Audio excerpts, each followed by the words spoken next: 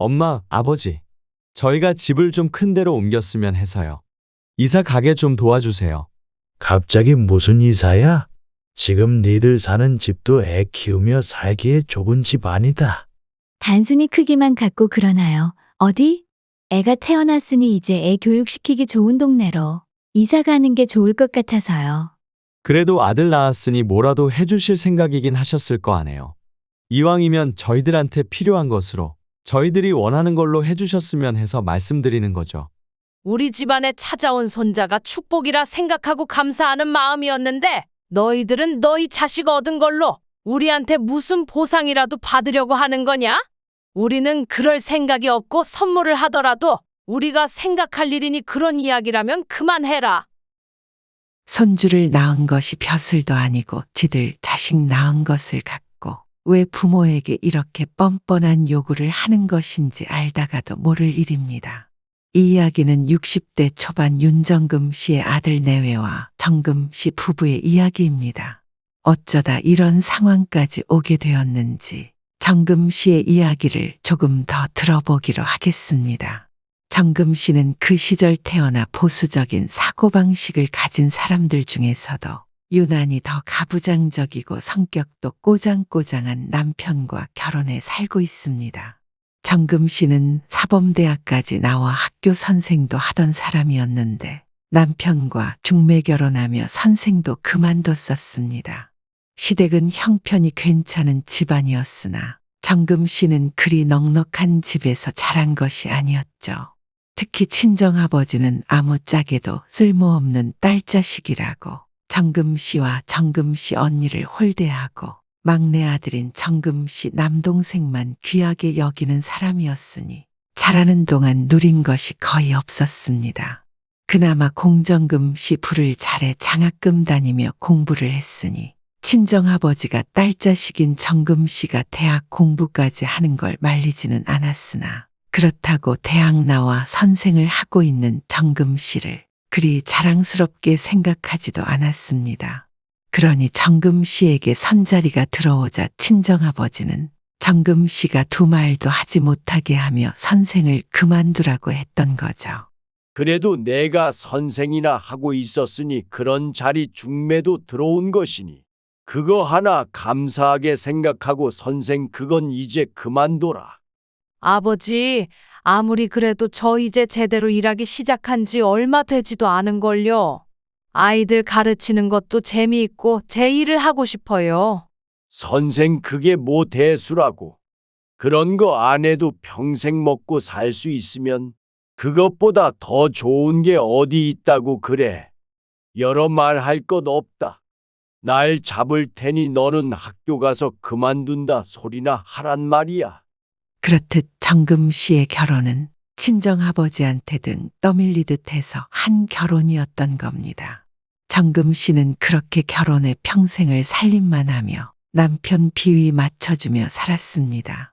친정아버지도 어지간히 가부장적인 분이긴 하셨으나 엄연히 세대가 다른데 정금 씨 남편은 정금 씨 친정아버지 못지않은 더하면 더했지 덜하지는 않은 사람이었습니다. 학교 선생 그만뒀어도 동창 모임이나 뭐다 해서 정금 씨도 외출할 일이 덜어 있었지만 그럴 때마다 남편이 어찌나 빡빡하게 구는지 조금만 늦어도 불같이 화를 내며 살림하는 여자가 무슨 볼 일이 있어 다 저녁 때까지 돌아다니냐 하며 온갖 소리 해댔습니다. 정금 씨는 그 소리 듣는 게 괴로워서 나가던 모임도 점점 안 나가게 됐고 남편 내조하며 아들 키우는 것만 생각하고 살았던 것 같습니다. 그렇게 살다 보니 또 그런 삶 안에서 정금 씨 나름으로 행복을 찾게 되었고 돈 걱정 없이 몸도 마음도 편하게 살 수 있다는 것에 감사하기도 했습니다. 그렇게 말하자면 정금 씨의 희생으로 정금 씨 가족은 평화롭게 지냈던 건지도 모르겠습니다. 돌아보면 그 세월이 어떻게 다 지난 것인가 싶지만 시간은 빠르게 흘러 정금 씨 아들은 대학 나와 평범한 회사에 취직했습니다.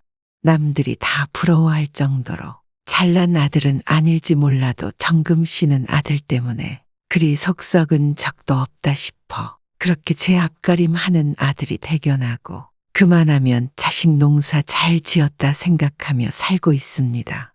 남들이 부러워할 정도로 대단한 직업 갖고 떵떵거리며 살아야 잘 사는 것도 아니고 그런 삶이 꼭 성공한 삶이라고 할 수도 없는 거라고 생각하면서 말입니다. 그저 평범하게 살며 소소한 행복 누리고 사는 것이 어쩌면 제일 성공한 삶일지도 모른다고 정금 씨는 그렇게 생각하는 사람이었던 겁니다. 그러니 마음 맞는 사람 만나 결혼까지 한 아들이 이제 자식 낳고 기르며 잘 살기를 바라는 마음뿐이었죠. 그런데 아들이 결혼하고 몇 년이 지나도록 손주 소식이 안 들리는 겁니다. 처음에는 지들 나름대로 계획한 것이 있겠거니 싶었고 나이 꽉 들어차 한 결혼도 아니었으니 아이 없이 신혼을 즐기려는 것이겠거니 했습니다. 그러다 그래도 지금쯤은 아이 하나 낳아 기르는 것, 이 며느리 몸도 덜 힘들 텐데 싶기도 하고 그렇게 아들 며느리 위하는 마음으로 해주고 싶은 말이 있었지만 그런 얘기 자식들한테 해서 며느리 부담 주는 거 아니라고 하니 하고 싶은 말도 꾹꾹 참았던 거죠. 그러긴 했지만 손주 소식이 늦어져도 너무 늦어지지 정금 씨도 걱정이 되기 시작했습니다. 가부장적이고 꼬장꼬장한 정금 씨 남편도 처음에는 애들 아이 가지라고 하라고 정금 씨한테나 그런 소리를 하곤 했는데 슬슬 며느리한테 직접적으로 손주 이야기를 하기 시작하는 겁니다. 아들 내외는 일부러 미루는 게 아니라 가지려고 하는데 잘 안 생기는 거라고 했는데 그 소리를 듣고 나더니 그때부터 정금 씨 남편이 본격적으로 며느리 들들 볶기 시작했습니다. 아니, 대체 몸 관리를 어떻게 하길래 애를 가지려고 하는데도 애가 안 들어선다는 거냐? 나보다 늦게 며느리 본 내 친구들도 다 손주 봤고 너보다 더 나이 많은 며느리 본 내 친구들도 손주를 봤는데 니들 결혼한 지가 몇 년인데 언제까지 그러고 기다리기만 할 거냐? 자연적으로 생기질 않으면 요즘 많이 한다는 시술 같은 거라고 해봐야 할 것 아니냐? 아휴 참 당신은 무슨 그런 참견까지 하려고 해요. 다 지들이 알아서 할 일이죠. 요즘 애들이 얼마나 똑똑한데 다 생각이 있을 테니 좀 기다립시다. 네, 아버지, 저희가 알아서 할게요. 노력하고 있으니 조금만 기다려주세요.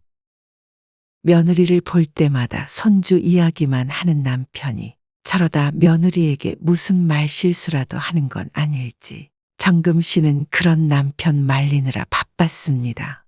아들 며느리가 가고 나면 정금 씨는 남편에게 당부하는 말을 하느라 정신이 없었죠.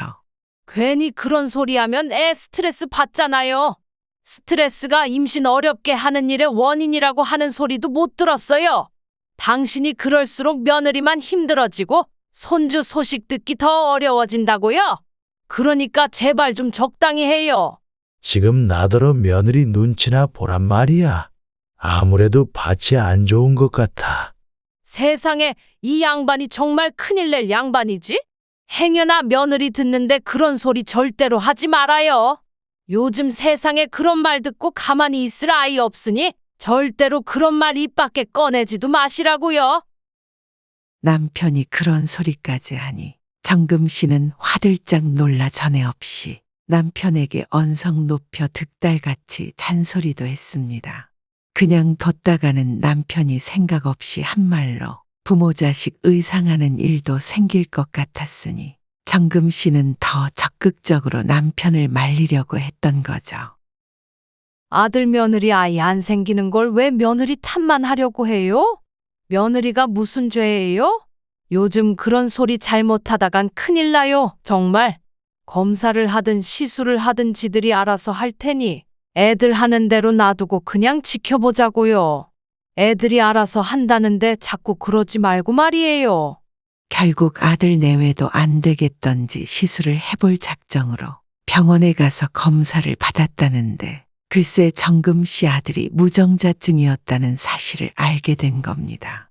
그런 것도 모르고 며느리만 들들 볶아댄 정금 씨 남편 때문에 정금 씨는 며느리 볼 낯이 없어 어쩔 줄을 모르면서도 기가 팍 죽어서 어깨 늘어뜨리고 고개 숙인 아들 모습을 보니 안쓰럽기도 했습니다. 그런 상황에서도 눈치 없는 정금 씨 남편은 버럭버럭 화만 내고 있는 겁니다. 몸 관리를 어떻게 했기에 그 나이에 무정자증이 뭐냐? 아이고, 내가 정말 부끄러워서 어디 가서 말도 못하겠고 어휴. 아들한테 소리 지르고 타박하는 것이야 뭐 어쩌겠나 싶은데 정금 씨 남편은 애꿎은 며느리한테도 소리를 지르며 험한 소리를 하는 거였습니다. 그러게 진작 애부터 하나 낳아놨어야 하는 거 아니냔 말이지. 내가 더 젊고 튼튼했으면 결혼하자마자 애가 생겼을지도 모르는데 애비 몸이 저렇게 되는 것도 모르고 대체 뭘 하며 살았던 건지 알 수가 없다. 어이구. 정금 씨 남편은 그런 식으로 오히려 며느리 타박을 더 심하게 하는 겁니다. 정금 씨도 속이 상하는데 그런 남편 뜯어말리느라 그런 고역이 없는 거죠. 아들 탓에 아이를 가질 수 없는 거라고 하니 가뜩이나 며느리한테 눈치가 보일 판인데 남편이 저렇게 경우 없는 소리를 해대니 정금 씨는 며느리한테 미안해서 어쩔 줄을 모르겠는 겁니다. 그러니 마음이 쓰여서 하나라도 더 챙겨주자 싶은 마음에 일하는 며느리 대신 아들네 반찬도 전보다 자주 챙겨다 줬고 제삿날 며느리가 정금 씨 일 돕는 것도 괜히 미안해서 그럴 것 없다고 제사상 차리는 시간 맞춰서나 오면 된다 했으며 아들 며느리 기분 전환 겸 가까운 곳으로 여행이라도 다녀오라고 며느리한테 돈을 보내기도 했습니다. 며느리도 정금 씨가 왜 그러는지 빤히 알 텐데 그런 며느리가 오히려 정금 씨를 위로하는 말을 하는 겁니다. 어머니, 신경 써주시고 챙겨주시는 거 감사해요. 어머니 마음 저도 알아요. 그런데 아이 없어도 저희들은 잘 살 테니 걱정 마세요. 괜찮아요. 정금 씨는 그런 며느리가 기특하고 고마웠지만 자식 하나 없이 살 아들 며느리를 생각하니 속이 아픈 건 어쩔 수가 없는 거였습니다. 그렇게 속이 상한 채 하루하루 보내고 있었는데 글쎄 며느리가 임신을 했다고 하는 겁니다. 아들이 무정자증인데 임신을 한다니 말도 안 되는 소리를 하니까 정금 씨는 그저 황당하고 놀랍기만 했는데 그 소식을 전하는 아들이랑 며느리 표정이 너무 좋고 밝은 겁니다. 얘기를 들어보니 아들이 폐쇄성 무정자증이었다는데 시험관 시술로 임신에 성공한 거라고 합니다. 시술을 시도한다고 해도 잘 되리란 보장이 없으니 아들 며느리가 일부러 정금 씨 내외에게 이런저런 말 하지 않고 지들끼리 시도를 하고 있었던 모양이었습니다. 뭐가 어찌됐든 아들 내외가 자식 낳아 기르는 행복을 누리며 살겠구나 싶은 생각에 정금 씨는 좋기만 했습니다.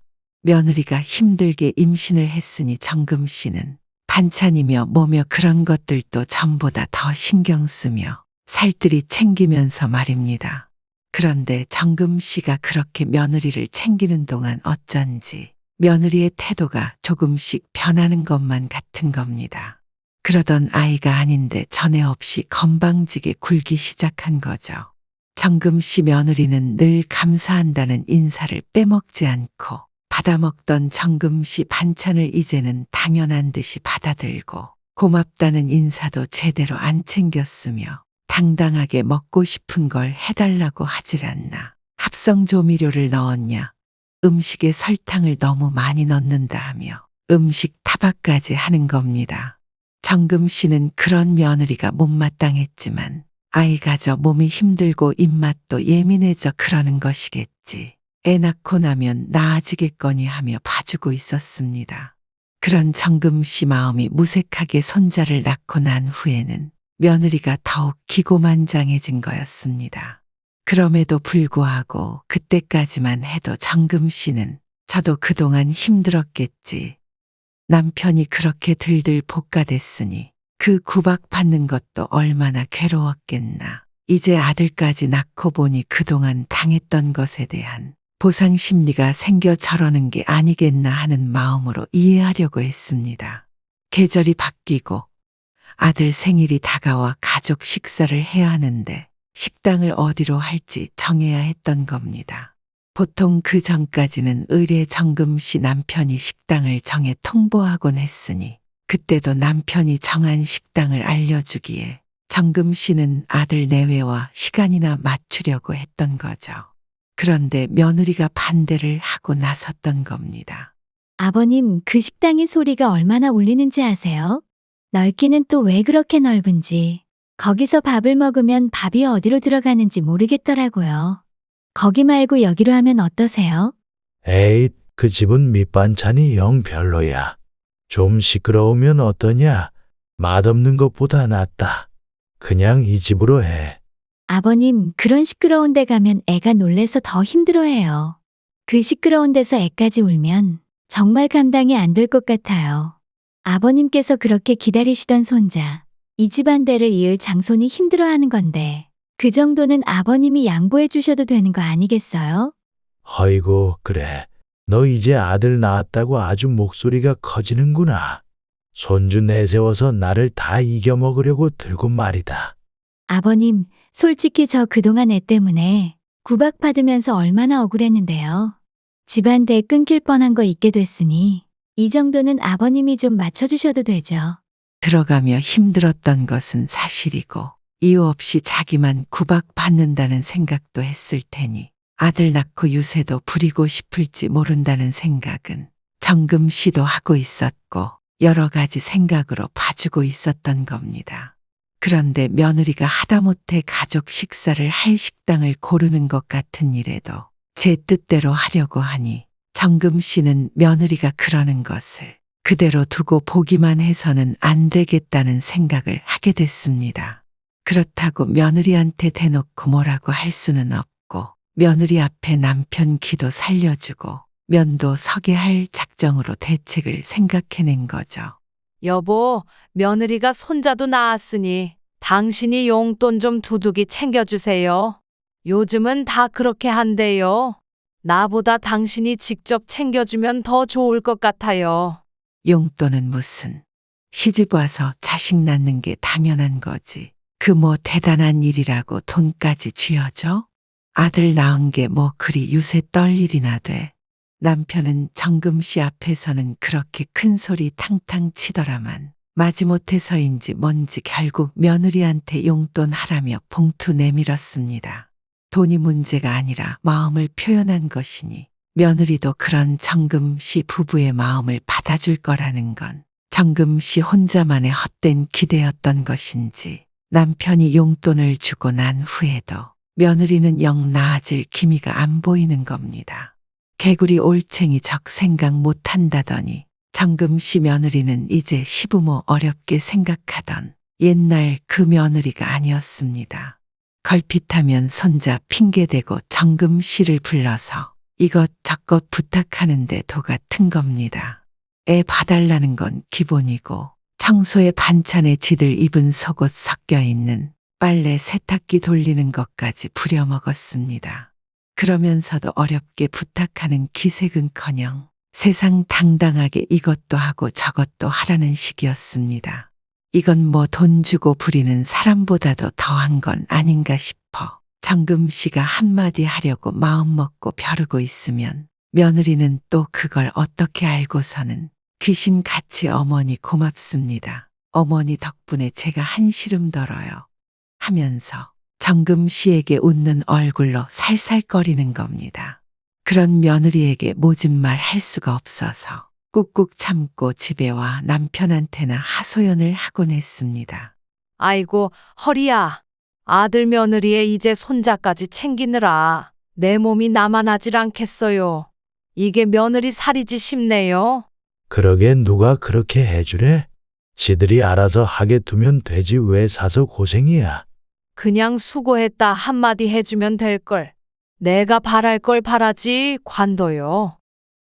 정금 씨는 남편에게 그렇게 하소연이라도 좀 하고 잊어버리려고 했던 것인데 정금 씨 마음을 알아주기는커녕 남의 속도 모르고 시큰둥한 소리만 하는 남편 덕에 본전도 못 챙기고 괜히 말했다 싶은 생각만 들었습니다. 몸이 힘들어도 정금 씨는 그렇게 한 번씩 아들네 가서 손자 봐주고 살림 살아주는 일을 그만두지 않았고, 그러다 보니 자연스레 그러는 것이 정금 씨 일로 굳어지고 있던 즈음, 아들 며느리가 정금 씨 부부에게 할 말이 있다고 했습니다.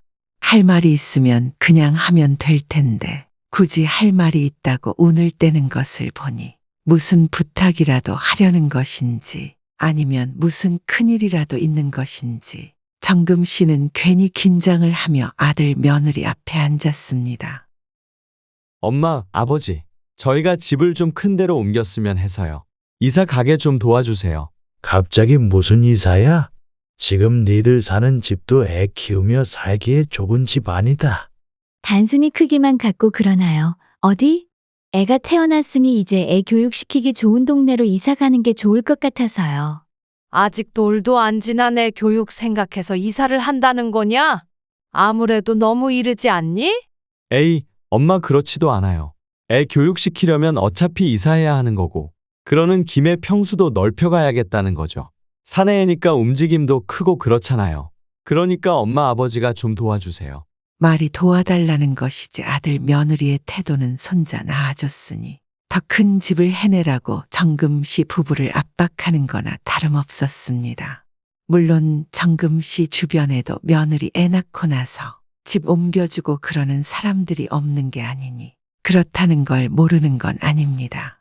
그러나 그건 어디까지나 축하하는 마음으로 해주고 싶어서 할 때 말인 것이지 이런 식으로 아들 며느리가 당당하게 요구할 수 있는 건 아닌 거라는 생각에 아들 며느리가 하는 소리가 곱게 들리지 않았습니다. 정금 씨 남편 또한 정금 씨와 같은 생각이었는지 차분하게 아들 내외 가르치듯 말하는 겁니다.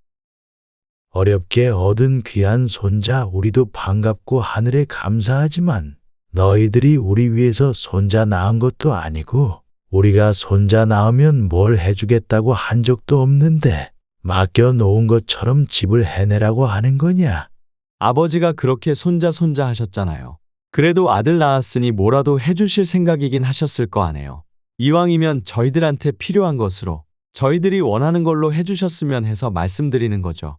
아버님, 설마 지난번에 용돈 주신 걸로 퉁치려고 하시는 건 아니시죠? 제대로 된 선물 하나는 해주실 줄 알고 받은 거예요. 우리 집안에 찾아온 손자가 축복이라 생각하고 감사하는 마음이었는데 너희들은 너희 자식 얻은 걸로 우리한테 무슨 보상이라도 받으려고 하는 거냐? 우리는 그럴 생각이 없고 선물을 하더라도 우리가 생각할 일이니 그런 이야기라면 그만해라. 남편이 그 정도로 이야기를 했고 정금 씨도 알아듣게 이야기를 했으니 그 정도면 아들 며느리도 어느 정도 수긍을 하리라 생각했는데 아들 내외는 정금 씨 남편의 이야기를 새겨듣기는커녕 반발하고 나서는 겁니다. 아버님, 정말 너무하세요. 그런 식으로 말씀하실 거면 애초에 안 들어서는 걸로 그런 구박도 안 하셨어야죠. 무슨 죄인 대하듯 할 말 못할 말 다 하실 때는 손자 얻었을 때 이 정도 해주시는 건 생각하셨던 거 아니에요? 며느리가 먼저 불만 가득한 목소리로 말을 하니 아들도 그런 며느리 말에 지할 말 보태고 나섰습니다. 그러니까 이 사람 말이 맞잖아요. 이렇게 나 몰라라 하실 거였으면 저희가 자식을 낳거나 말거나 상관도 안 하셨어야죠. 참견할 건 실컷 하시고 싫은 소리도 다 하셨으면서 이런 부탁도 하나 안 들어주시겠다는 거예요? 뭐야? 집 사줄 거 아니면 참견도 하지 말란 말이냐? 이 자식이 그게 애비한테 할 소리야. 며느라기 너도 그렇다. 내가 그동안 너 힘들게 한 부분도 있었겠지만 저도 애 가져서부터는 내 할 말 다 하고 내 시어머니 집안일도 다 시켜먹고 하고 싶은 대로 다 했잖니? 시켜먹다니요. 그건 어머님께서 해주고 싶어서 해주신 거죠. 그리고 그거랑 이거랑은 다른 문제예요, 아버님. 제가 아직 엄마 아버지한테 그런 소리나 들을 애로 보이세요? 저도 이제 내 자식 낳고 사는 엄연한 가장입니다. 며느리에 이어 아들까지 나서서 그런 소리를 하며 언성까지 높여 따지고 드는 걸 듣고 있으니 정금 씨는 그동안 정금 씨가 아들 며느리 도와주느라 힘들었던 일들이 떠올라 도저히 참을 수가 없었습니다. 애 없는 걸로 뭐라 하는 남편한테서 며느리 보호해 주려고 꼬장꼬장한 남편 달래느라 얼마나 힘들었는지 며느리한테 미안해서 정기적으로 아들네 가서 애 보며 집안일까지 하느라 이 나이에 몸살 날 정도로 힘들었던 것까지 갖가지 것들이 다 떠올랐습니다. 정금 씨는 아들이 무정자증이라 애가 안 들어서는 거라 소리 듣고 미안해서 잘해주고 그 와중에 힘들다는 시술에 성공해서 애 가져준 게 고마워서 또 잘해주고 애 가졌다고 유세하는 게 빤히 보여도 참아줬더니 애 낳고 나서는 오만방자가 날로 심해지는데도 불구하고 애 봐주고 집안일까지 해줬더니 그거 고마운 줄도 모르는 며느리가 괘씸해서 며느리에게 먼저 야단을 쳤습니다. 며느라기 너 내가 해주고 싶어서 해주는 거라고 했냐? 그래, 물론 내가 그럴 때도 있었지. 그렇지만 최근에는 내 마음이 동해서 해주고 싶어 해준 것보다 내가 해달라고 부리듯 시켜서 해준 게 더 많았던 걸 내가 몰라서 그러니? 어머니 불이듯 했다니요. 저도 피치 못할 상황이라 어머님께 부탁들 드렸던 거죠. 부탁? 시애미가 잘해주니 고마운 것도 모르고 뻔뻔해지는 것을 보고 제대로 가르쳐야겠다 벼르고 있었더니 이제는 집 살 돈 내놓으라고 협박하는 게야. 너희들은 이것도 부탁이라고 하던데 이게 어떻게 부탁이냐? 정도를 모르고 날뛰는 거 나는 더 못 본다. 며느리를 따끔하게 나무란 정금 씨는 아들을 쳐다봤습니다. 사실 정금 씨가 진짜 할 말이 많은 건 며느리보다 아들이었죠. 그러니 한숨 돌려 아들에게 할 말을 하려고 했던 겁니다. 그런데 아들이 그런 정금 씨에게 먼저 말을 하는데 아들이 한다는 소리는 잘못했다 소리가 아닌 겁니다. 엄마 지금 이 사람 나무라시는 거예요? 이 사람이 뭘 잘못했다고 그러세요? 아버지가 그동안 이 사람 얼마나 힘들게 했는지 엄마가 제일 잘 아시잖아요. 그렇게 안타까워하셨으면서 갑자기 왜 이러세요? 내가 그랬던 걸 후회하게 만드는 게 내 눈에는 안 보였어? 그러더니 내가 내 마누라한테 싫은 소리 좀 한 걸 가지고 이렇게 발끈하는 거야. 정금 씨는 아들이 생각할수록 어이가 없었습니다. 지 마누라가 정금 씨에게 하는 짓을 옆에서 다 보고 다 알고 있으면서도 그런 건 아무렇지도 않았던 아들놈입니다. 하긴 정금 씨가 지 마누라한테 잘해주는 것을 보고도 고맙다 소리 한 번 할 줄 몰랐으니 지 마누라가 지 엄마한테 경우 없이 굴고 할 도리도 안 지키는 게 잘못된 건지도 모르는 모양입니다. 정금 씨는 고마운 것도 모르고 천지분간 못하는 것들한테는 이제 더 이상 정금 씨 몸까지 상해가며 잘해줄 것도 없다고 생각했습니다. 다행히 너희 둘 의견이 딱 맞는 것 같으니 앞으로도 둘이 생각 잘 맞추며 니들 자식 니들이 알아서 키우며 살아라. 나는 이제 더 이상 니들 사는 것 상관 안 할 거다. 앞으로 뭐 조그만 거 하나라도 받아낼 생각하지 마라. 니들 집에 가서 도와주는 것도 다시는 안 한다. 그동안 참고 참으며 봐주자 했던 마음이 더 이상 봐줄 수 없다고 정금 씨는 앞으로 더 이상 아무것도 해줄 마음이 없으니 자식들 마음이야 어찌됐든 상관도 없다는 게 정금 씨의 진심이었습니다. 그랬는데 아니나 다를까 아들 내외는 정금 씨가 화가 나서 그냥 한번 질러본 말이라고 생각했는지 며칠 지나지도 않아서 손자 좀 봐달라고 애 안고 찾아온 겁니다. 내가 한 말을 어디로 들은 거냐? 앞으로 애 봐주는 거고 뭐고 아무것도 안 해준다고 하지 않았어? 손주 안고 찾아온 아들 며느리를 제대로 쳐다봐 주지도 않는 정금 씨였으니 아들 며느리는 이제야 제대로 정금 씨의 말을 알아들으려나 모르겠습니다. 엄마도 참 말이 그런 거지. 하나뿐인 손자한테 정말 그러실 거예요? 아들은 그놈의 이 집안 유일한 장손, 이 집안대를 잃을 손자 소리를 하며 정금 씨에게 정말 이러실 거냐고 서운하다 소리를 했습니다. 계속 그러실 거 아니잖아요. 이제 그만 화 푸시고 애 좀 봐주세요. 손준이 장손이니 내가 그 말이 이제 아주 지긋지긋하다. 내 아들 박씨 가진 박씨 집안 장손이지 내 집안 장손이냐? 나는 윤씨다. 정금 씨는 아들을 향해 소리를 버럭 질렀고 이어 아들과 남편, 며느리 다 들으라고 더 큰 목소리로 말했습니다. 그렇게 핏줄 장손 노래하던 내 아버지한테 봐달라고 하든지 나는 모르는 일이다. 그렇게 말하고 획 돌아앉았습니다. 정금 씨가 그렇게 말을 하니 아들 며느리도 아들 며느리지만 옆에 있던 남편이 흠칫 제일 크게 놀라는 기색이 역력했습니다. 그러더니 일부러 정금 씨보다 더 큰 소리로 화를 내며 정금 씨 들으라는 듯이 아들 며느리에게 소리를 지르는 겁니다. 부모 생각할 줄 모르고 지들 생각만 하는 것들 다 필요 없다지 않느냐? 그만 돌아가라. 너희 엄마가 니들 보기 싫다지 않니? 썩 돌아가. 남편이 아들 며느리에게 야단을 치며 쫓아내는 건 정금 씨 편을 드는 듯이 나서주려는 표시였을 테지만 정금 씨는 그런 남편이 고맙다는 생각도 하나도 안 들었습니다. 남편이고 자식들이고 정금 씨가 좋은 마음으로 잘해주기만 했더니 정금 씨를 그저 만만한 사람이라 여기고 끝도 없이 바라기만 했던 걸 생각하니 점점 더 괘씸하다는 생각밖에 안 들었던 겁니다. 정금 씨라고 바라는 게 없어서 그 오랜 세월 가만히 있었던 게 아닙니다.